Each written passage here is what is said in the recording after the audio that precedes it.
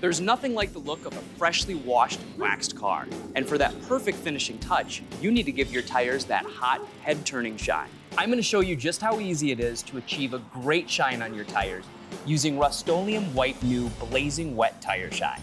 First, you'll want to start with clean and dry tires. Then, working on a third of the tire at a time, spray tire shine in a sweeping motion as you make your way around the tire sidewall.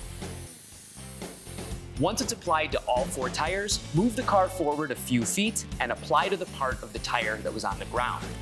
This will ensure uniform coverage around the tire and give it that professionally detailed look. For best results, use a cloth to remove any excess tire shine that may still be in the grooves, threads, or raised letters. Wipe New Blazing Wet Tire Shine provides an extremely high shine, but you can also adjust the level of shine to your preference. At this point, you can leave it and it'll dry to a high gloss shine. However, additional wiping will provide a more rich black satin appearance. It's all personal preference. Now you've achieved the next level of shine with Wipe New Blazing Wet Tire Shine.